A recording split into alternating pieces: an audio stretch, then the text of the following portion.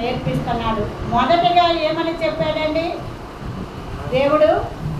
మీ ప్రార్థన రహస్యమందున్న పరలోకమందున్న దేవుడు, రహస్యమందున్న దేవుడు మీ ప్రార్థన వినేటట్టుగా మీరు గదిలోనికి వెళ్ళి తలుపు వేసుకొని మీరు ప్రార్థన చేయండి అని మొదటగా చెప్పడం జరిగింది. తర్వాత మన సత్క్రియలు, ధర్మకార్యాలు, పుణ్యకార్యాలు మనుషులకి తెలిసేటట్లుగా చేయకూడదని, కుడి చేతితో ఇచ్చేది ఎడమ చేతికి తెలియకూడదని, మీ రహస్యమందున్న తండ్రికి మాత్రమే మన సత్క్రియలు తెలియబడాలి అని మరి రెండవ విషయంగా చెప్పడం జరిగింది. ఇంకా మూడవ విషయంగా 44వ వచనంలో, మత్తయి సువార్త 5వ అధ్యాయం 44వ వచనంలో ఏమని చెప్తున్నాడు? నేను మీతో చెప్పినదేమనగా, మీరు పరలోకమందున్న మీ తండ్రికి కుమారులై ఉండినట్లు మీ శత్రువులను ప్రేమించుడి, మిమ్మల్ని హింసించే వారి వరకు ప్రార్థన చేయుడి.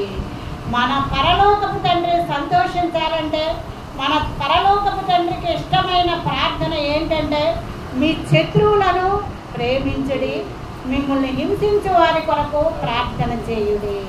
మన క్రైస్తవ పిల్లలుగా మనము చేయవలసిన ప్రార్థన ఎటువంటిదండి?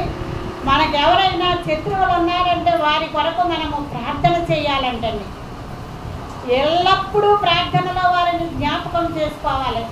మనల్ని హింసించే వారి కొరకు ఎక్కువ మనం ప్రార్థన చేయాలి. మనతో సన్నిహితులుగా ఉంటూ మనకి స్నేహముగా ఉన్న వారి కొరకే మనం ప్రార్థన చేస్తే దానివల్ల ఏమీ ప్రయోజనం లేదు. అన్యులు కూడా అలాగే చేస్తున్నారు కాబట్టి మీరు అలాగూ చేయకూడదని, మీ పరలోకపు తండ్రి పరిపూర్ణుడు కనుక, పరిశుద్ధుడు కనుక మీ ప్రార్థన ఎల్లప్పుడూ పరిశుద్ధతగా ఉండాలి, ఉప్పు వేయబడినదిగా మీ మాటలు ఉండాలి, మీ ప్రార్థన ఉండాలని ఇక్కడ దేవుడు సెలవిస్తున్నాడు. కాబట్టి క్రైస్తవ పిల్లలు ప్రార్థనలో మొదటిగా నేర్చుకోవలసిన మరి దేవుడు ఇష్టపడే ప్రార్థన ఏంటంటే, శత్రువుల కొరకు ప్రార్థన చేయాలి.